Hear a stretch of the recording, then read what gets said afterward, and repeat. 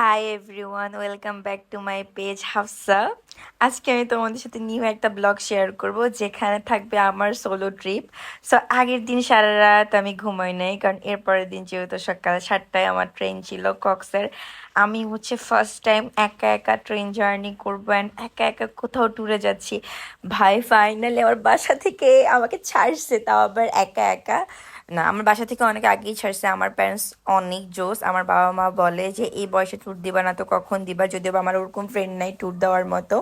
So সাহস করে একা একা নিজেই চলে গেলাম কক্সে।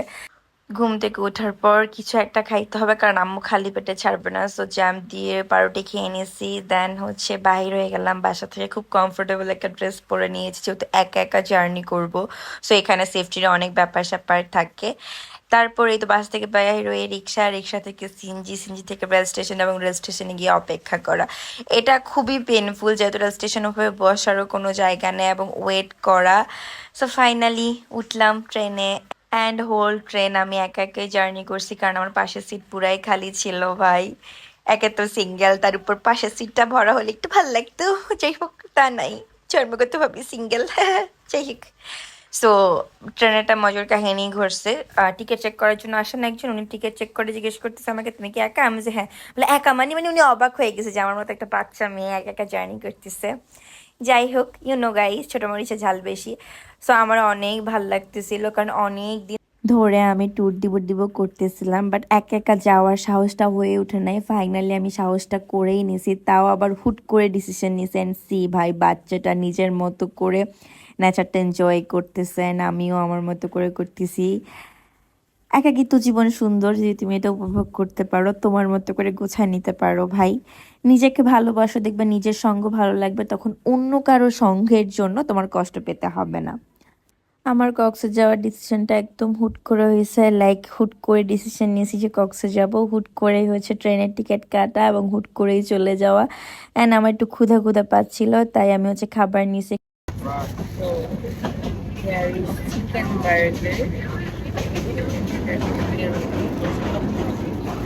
সাথে একটা পেটিস দিছে।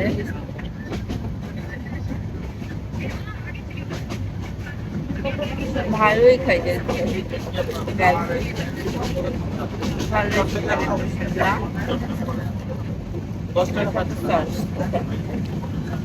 Fried burger.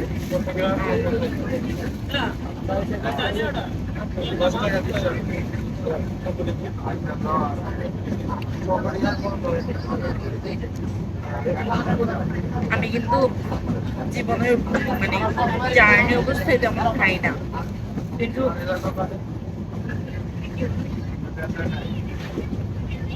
আজকে জাস্ট রিভিউ দেওয়ার জন্য, লাইক কেমন হয়।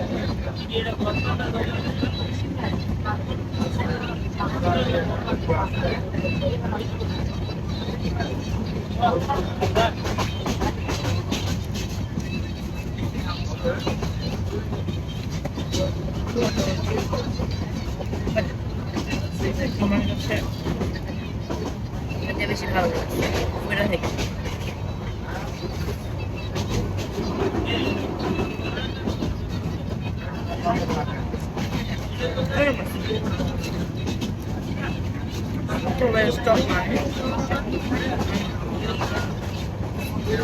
টোটাল উইথ টিস্যু, এটা টিস্যু প্রাইস হচ্ছে 180 টাকা। এটা ওর দিন না। আমি যেহেতু নন এসিতে জার্নি করছি, সো এই যে ফ্যানের উপর যে সাথে সাথে কি কতগুলো দেখছো, ওগুলো আমাকে প্রচুর ডিস্টার্ব করছে। আমার প্যান্টের অবস্থা পুরো, আমার মুখ টুক চুলকায়, খুব বাজে অবস্থা। দেন আমাদের ট্রেনটা চিটাগং একটু থামছিল, ওখানে আমি কোক আর পানি কিনে নিয়েছিলাম।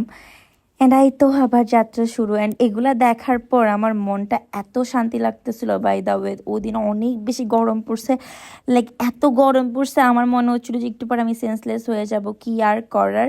বাট যখন এই নেচারগুলো দেখতেছিলাম মনটা ভালো হয়ে যাচ্ছিল, কিন্তু গরমের ঠেলায় বাঁচতে পারতেছিলাম না।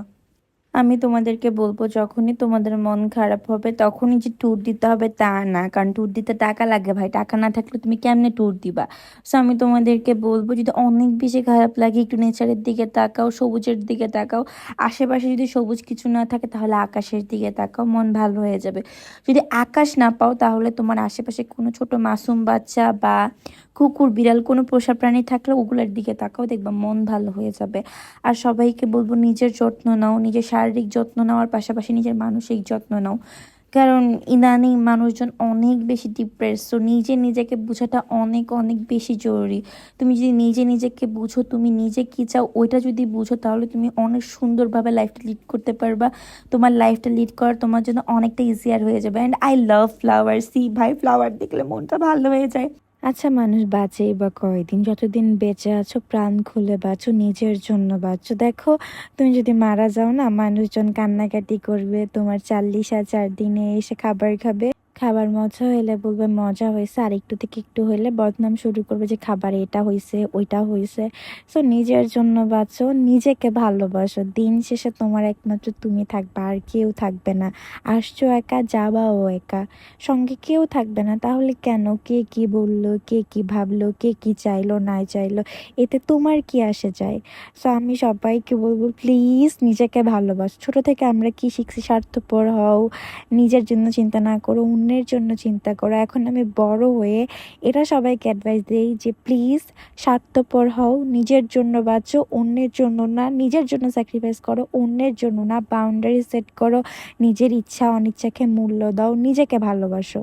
এরপর আমি একটু জার্নাল করে নিচ্ছিলাম আমার মতো করে, অ্যান্ড আমার নেক্সট কি কি প্ল্যান আছে, আমি নেক্সট আবার কোথায় ঘুরতে যেতে চাই, আমি নেক্সট কি করতে চাই, বর্তমানে আমি কি ফিল করতেছি, ইচ অ্যান্ড এভরিথিং আমার মতো করে জার্নাল করে নিয়েছি।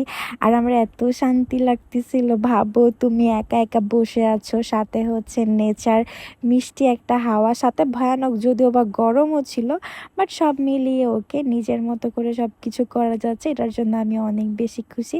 আলহামদুলিল্লাহ। তোমরা যারা জার্নাল করো না, প্লিজ করো। জার্নাল করলে হচ্ছে ওভার থিঙ্কিং থেকে মুক্তি পাওয়া যায়, ডিপ্রেশন থেকে মুক্তি পাওয়া যায়, সব মিলিয়ে ওকে আছে, তাই না? তাড়াতাড়ি টানো, গরম লাগবে। সামনে দিয়ে যাইতে উগ্র জালিমাটা লইম আর উগ্র গামছা লইম, কেন করে দাঁড়াইও উগ্র গামছা উগ্র জালিমাটা। আমি ট্রেন থেকে নামার পর না হুট করে শুদ্ধ ভাষায় কথা বলে স্টার্ট করছি, পরে দেখতেছি দাম অনেক বেশি বলতেছে। পরে আরেকটা অটোতে গিয়ে যখন আমি চাটগাঁয়া ভাষায় কথা বলে স্টার্ট করছি, দেন দে রিয়েলাইজ দ্যাট যে না, ঠিক আছে ও তো আমাদেরই লোক। দেন আমাকে এক্সিট ভাড়াটা বলছেন। ভাই আমার এত শান্তি লাগতেছিল, এতদিন পর কোলাহলের বাইরে গিয়েছি ভাই, রাস্তাঘাট সব কিছু মিলায় আমার অনেক শান্তি লাগতেছিল। অ্যান্ড একটুর জন্য আমার একা ফিল হইতেছিল না। একা ফিল হবেও কেন? আমি আসলে যেহেতু একা থাকাটা শিখে গেছি, একা সার্ভাইভ করা শিখে গেছি, এবং নিজের ওন জার্নি, নিজের একাকিত্বকে ভালোবেসে ফেলছি। তো আমার জন্য সব কিছু নর্মাল, আলহামদুলিল্লাহ। দেন হচ্ছে আমি গামছা নিয়ে নিলাম, কারণ আমি আসলে আমি তাল আনতে ভুলে গিয়েছি। সো এরপর আমার আর কোনো ভিডিও নেওয়া হয় নাই। সন্ধ্যাবেলা হচ্ছে আমি একটু হাঁটতে বের হয়েছিলাম, ওইটার একটু ভিডিও নিছি। অ্যান্ড এই তো এরপর আমি তো খাওয়া দাওয়া করলাম, এটা আমার ডিনার ছিল। অ্যান্ড ভর্তাগুলো আমার এভারেস্ট লাগছে, অত ভালো লাগে না, বাট লইট্টা ফ্রাই আমার এত পছন্দ বলার বাহিরে। দেন হচ্ছে বিচে গেলাম, আমি লাবণীর দিকে ছিলাম। দেন কক্সে যাব, আচার আর চকলেট আনবো না তা তো হয় না। দেন আমি একটা পানও কিনছি, পানও খাইছি। পান খাওয়া বেসিক্যালি আমার শিখা আমার মেজো খালামণি থেকে। উনি আর আমি একসাথে থাকলে একটার পর একটা পান আর একটার পর এক কাপ চা এভাবেই খাইতে থাকি। অ্যান্ড সি দ্য ভিউ, ভাই আমার এত শান্তি লাগতেছিল, এবং অনেক দূর থেকে গর্জন শোনা যাইতেছিল। আমার এত ভালো লাগতেছিল, মানে আমি ইভেন আছি ভাই। আরও যেহেতু পূর্ণিমা চাচ্ছিল, সি ভাই আমি কত হ্যাপি। আলহামদুলিল্লাহ আলহামদুলিল্লাহ আলহামদুলিল্লাহ, সব কিছুর জন্য আমি অনেক বেশি খুশি, আলহামদুলিল্লাহ। তোমরা সবাই আমার জন্য দোয়া করো যাতে আমি আরও অনেক অনেক অনেক স্লো টিপ দিতে পারি। আমার অনেক শান্তি লাগতেছিল, আমার ওখান থেকে লিটারেলি আসতে ইচ্ছা করতেছিল না। এরপর হচ্ছে আমি আমার আব্বু আম্মুকে ভিডিও কল দিছি। আব্বু আম্মু দুইজন যেহেতু দুই জায়গায়, সো ওদেরকে আলাদা আলাদা করে ভিডিও কল দিছেন। ওদেরকে বলতেছি যে মিস করতেছি, তোমরা থাকলে অনেক অনেক ভালো লাগতো। তোমরা সাধারণত সমুদ্রে গেলে কী করো? পার্টনারকে কল দাও। ভাই আই ডোন্ট হ্যাভ পার্টনার। আমার যা আছে শুধু হচ্ছে আমার আব্বু আম্মু। সো ওদেরকে আমি কল দিছি। নট অনলি আব্বু আম্মু, আমি আমার দাদিকে কল দিছি। দাদিকে বলছি তুমি কক্সে আসবা, তোমার নিয়ে আসবো। দেন আমি আমার মেজো আম্মুরে কল দিছি, আমি আমার বড় ফুপ্পিরে কল দিছি, আমি আমার ফ্যামিলি মেম্বারদেরকে কল দিছি অ্যান্ড ওদেরকে মিস করতেছি, বলতেছি যে ওরা থাকলে খুব ভালো লাগতো। অ্যান্ড আমার অনেক শান্তি লাগছিল। And সমুদ্রের পাড়ে 1 কাপ কফি অথবা চা মাস্ট। সো আমি ওখানে চা পাই নাই, কফি পাইছি, কফি নিছি। কফিটা এভারেজ ছিল সব মিলায়ে। এই তো আমার পটলি পাতলা সব কিছু মিলে আমার অনেক অনেক শান্তি লাগছে, অনেক ভালো লাগছে। দেন আমি আবার ওখানে বসে বসে কফি যেহেতু ভালো লাগে না, বমি বমি আসতেছিলো, তাই একটা আচার খাইছি। তারপর হচ্ছে আমি এখান থেকে একটা ডাব নিয়েছিলাম, ডাব খাইছি। দেন হচ্ছে এটা কি ফ্রুটিকা, এটা খাইছি। আমি হচ্ছে রাতের 11টা পর্যন্ত বিচের দিকে ছিলাম। এরপর মেয়ে মানুষ একা একা, আমি আর রিস্ক নিই নাই, কারণ এরপরের দিন সকালবেলা যেহেতু আমার আবার প্লেনের টিকিট কাটা ছিল।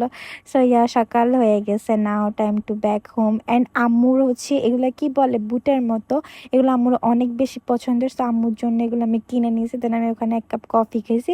এই কফিটা আমার অনেক ভাল লাগছে। আসছি ট্রেনে, যাচ্ছি ট্রেনে। অ্যান্ড আমি ফার্স্ট টাইমের মতো একা একা প্লেন জার্নি করতেছি। মাশাল্লাহ মাশাল্লাহ, আমি কত বড় হয়ে গিয়েছি। ইনশাল্লাহ এইভাবে একদিন একা একা প্লেন জার্নি করে দেশের বাইরে চলে যাব। তোমরা দোয়া করো যাতে চলে যাইতে পারি, অ্যান্ড বিদেশ থেকে আসার সময় তোমাদের জন্য চকলেট আর ডাব সাবান পাঠাতে পারি। অ্যান্ড সি ভাই রংধনু সব মিলায় আমার অনেক শান্তি লাগতেছিল। অ্যান্ড এই তো আমাদেরকে আমাদের খাবার দিয়ে দিয়েছিল অ্যাজ ইউজুয়াল। আমি খাই নাই, একটু করে খাইছি, বাকিটা আমি রেখে দিছি জাস্ট টেস্ট করার জন্যই খাইছি, যে না তোমাদেরকে দেখাবো যে কেমন টেস্ট ছিল। আমি আগে অনেকবার জার্নি করছি কিন্তু কখনো আমি একা জার্নি করি নাই। সো এটা আমার জন্য একটু নিউ এক্সপিরিয়েন্স, যে একা একা সব কিছু করা। সবসময় আমার সাথে আম্মু অথবা আব্বু থাকে, বা আমরা 3জন একসাথে থাকি। প্রথম আমি একা কি করব, দুনিয়া চিন্তা হবে, একা একা সার্ভাইভ করতে হবে। অ্যান্ড আমার অনেক ভালো লাগতেছিল উপর থেকে দেখতে, যদিও বা আমার হাইট ফোবিয়া আছে। অ্যান্ড আমার পাশে একজন হচ্ছে বিসিএস ক্যাডার ছিল, যিনি হচ্ছে এডুকেশনে ছিল। ওই আপুর সাথে আমি অনেক গল্প করছি, উনি আমাকে অনেক কিছু বলছে। ওনার সাথে কথা বলে আমার অনেক ভালো লাগতেছিল। এই যে আপুটা, ওনার সাথে আমি অনেক অনেক আড্ডা দিয়েছি। আমাদের কেমনে কেমনে জানি জার্নিটা শেষ হয়ে গেছে, অ্যান্ড আপু অনেক জোস। দেন এই তো বাসায় চলে আসছি, টাটা।